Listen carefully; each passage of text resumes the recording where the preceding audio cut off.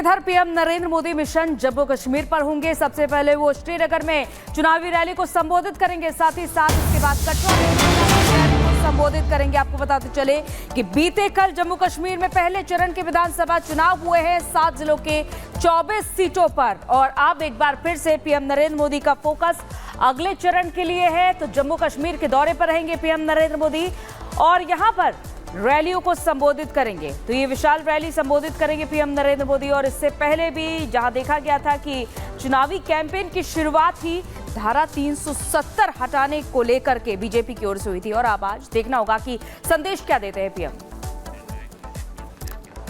अब बिल्कुल अंजलि, क्योंकि पहले चरण का चुनाव संपन्न हो चुका है घाटी में, अब बारी दूसरे चरण और इस चुनाव में चुनाव प्रचार की है, जिसके तहत प्रधानमंत्री नरेंद्र मोदी का ये दौरा जो है वो बहुत खास है। पहले वो कश्मीर जाएंगे और उसके बाद जम्मू के कटरा में जनसभा को संबोधित करेंगे। 1 मिनट की रिपोर्ट आपको दिखाते हैं।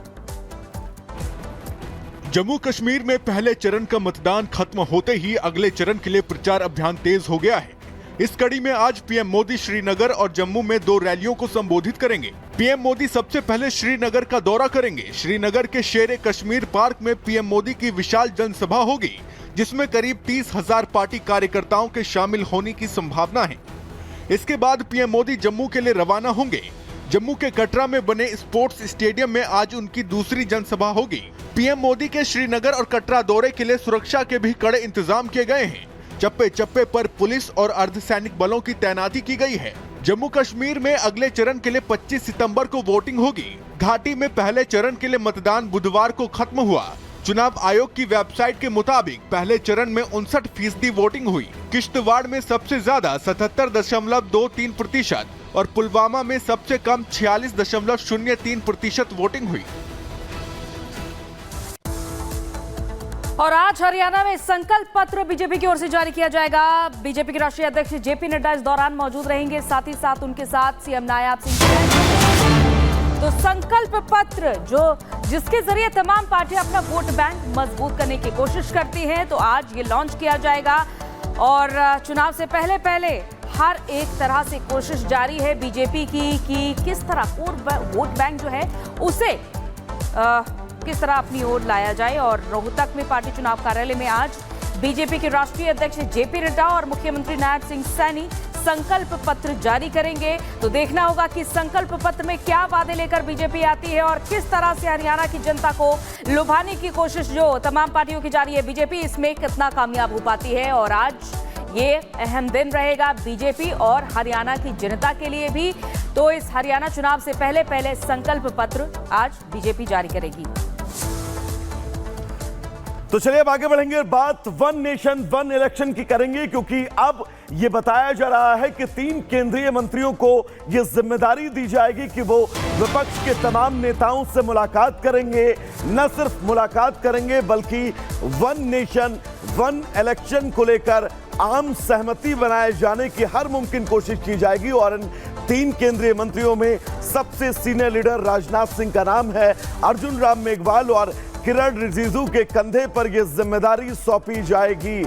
एक देश एक चुनाव पर आम सहमति बनाने की यह कोशिश, और इस कोशिश में ये 3 बड़े नाम जो विपक्ष के तमाम नेताओं से मुलाकात करेंगे, एक देश एक चुनाव को लेकर विस्तृत बात करेंगे और आम सहमति इस पर कैसे कायम की जाए, क्योंकि यह बड़ा संशय है। वन नेशन वन इलेक्शन को कैबिनेट से मंजूरी तो मिल गई है, लेकिन इस दिशा में क्या मजबूती के साथ जो बढ़ते कदम हैं, उन कदमों को विपक्ष रोकने की कोशिश नहीं करेगा। तो देखिए, वन नेशन वन इलेक्शन जो बिल है उसको कैबिनेट की ओर से तो हरी झंडी मिल गई है, लेकिन कुछ राजनेता ऐसे हैं जो राजकोषीय धन बचाने और तमाम जितने भी सरकारी वाहन हैं, सरकारी सुविधाएं हैं, उनके इस्तेमाल को एक वक्त पर करने से रोकने के लिए पूरी कोशिश करें। देखिए रिपोर्ट।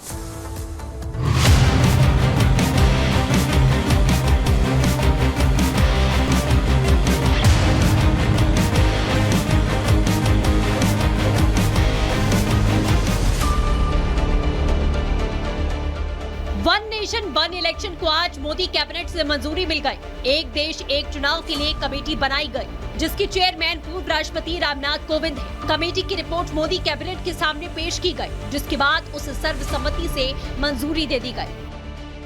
आज यूनियन कैबिनेट में माननीय प्रधानमंत्री श्री नरेंद्र मोदी जी ने एनडीए की सरकार ने वन नेशन वन इलेक्शन में जो हाई लेवल कमेटी की रिकमेंडेशंस थी उसको एक्सेप्ट किया है। वन नेशन वन इलेक्शन के लिए मोदी सरकार ने अपने पिछले कार्यकाल में ही पूर्व राष्ट्रपति रामनाथ कोविंद की अध्यक्षता में कमेटी का गठन कर दिया था। वहीं पिछले दिनों गृह मंत्री अमित शाह ने साफ किया था कि मोदी सरकार के इसी कार्यकाल में देश का ये सबसे बड़ा चुनाव सुधार लागू हो जाएगा। कल ही मोदी सरकार के तीसरे टर्म के 100 दिन पूरे हुए थे और आज मोदी कैबिनेट ने बड़ा फैसला लेकर विपक्षी दलों को चौंका दिया। वन नेशन वन इलेक्शन के लिए बनी कमेटी ने 191 दिनों तक कई विशेषज्ञों और राजनीतिक दलों के लोगों से चर्चा की। चर्चा के बाद 18,626 पन्नों की रिपोर्ट तैयार की गई। इसमें सभी राज्यों की विधानसभाओं का कार्यकाल बढ़ाकर 2029 तक करने का सुझाव दिया गया, जिससे अगले लोकसभा चुनाव के साथ ही विधानसभा के चुनाव कराए जा सके। मोदी सरकार कोई भी फैसला ले और उस पर विपक्ष सवाल न खड़ा करे, ऐसा कैसे हो सकता है? कांग्रेस के कई नेता जहां इस फैसले को समझ से बाहर बता रहे हैं, वहीं इस फैसले को लागू करने में आने वाली परेशानियों का जिक्र कर रहे हैं। वन नेशन वन इलेक्शन पर केंद्रीय कैबिनेट के फैसले का सबसे ज्यादा विरोध क्षेत्रीय पार्टियां कर रही हैं। एआईएमआईएम अध्यक्ष असदुद्दीन ओवैसी जहां सरकार की मंशा पर सवाल खड़े कर रहे हैं, वहीं जेएमएम की महुआ मांझी और क्षेत्रीय दलों निर्दलियों का अस्तित्व खतरे में नजर आ रहा है। वन नेशन वन इलेक्शन के एआईएमआईएम पार्टीज के खिलाफ थी, है और रहेगी। अगर पार्लियामेंट में लेकर आएंगे हम उसका अपोज करेंगे। तो नरेंद्र मोदी का पूरा गेम प्लान यही है कि नेशनल पार्टीज रहे और दूसरे तमाम रीजनल पार्टीज, छोटे पार्टीज हमेशा के लिए खत्म हो जाएं। आप सोचिए कि अगर इस तरह से वन नेशन वन इलेक्शन होगा तो जो रीजनल पार्टियां हैं, क्षेत्रीय पार्टियां हैं, जो निर्दलीय लड़ते हैं, ऐसे कैंडिडेट्स का क्या होगा? क्योंकि एजेंडा सेट होता है, लोकसभा का अलग रहता है, विधानसभा का अलग रहता है। हर राज्य में, जैसे झारखंड में स्थानीय मुद्दे अलग हैं, जो कि विधानसभा में उसके आधार पर जनता वोट करती है, कैंडिडेट को देखकर करती है, और लोकसभा में बस वहाँ पर दिल्ली में जो बैठे हैं बस उनको देखकर दे देते हैं। वन नेशन वन इलेक्शन व्यवस्था लागू करने में चुनौतियां भी कम नहीं है। सबसे बड़ी चुनौती है संविधान और कानून में बदलाव करना। एक देश एक चुनाव के लिए संविधान में संशोधन करना पड़ेगा। इसके बाद इसे राज्य विधानसभाओं से पास कराना होगा। वैसे तो लोकसभा राज्य विधानसभाओं का कार्यकाल 5 साल तक का होता है, लेकिन सरकार के सामने सबसे बड़ी चुनौती है कि अगर लोकसभा या किसी राज्य की विधानसभा भंग होती है तो एक देश एक चुनाव का क्रम कैसे बनाया जाएगा? देश में ईवीएम और वीवीपैट से चुनाव होते हैं, जिनकी संख्या सीमित है। अगर लोकसभा और विधानसभा के चुनाव एक साथ हुए तो इन मशीनों की भारी तादाद में जरूरत पड़ेगी। साथ ही जरूरत होगी प्रशासनिक अफसरों और सुरक्षा बलों की। सूत्रों की माने तो इन सभी समस्याओं का हल कोविंद कमेटी के 18,626 पन्नों की रिपोर्ट में दिया गया।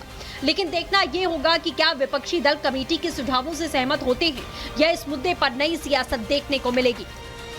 Bureau report, Republic Bharat. तो सरकार ने जिस वन नेशन वन इलेक्शन के रास्ते को चुना है वो रास्ता बहुत सरल नहीं है।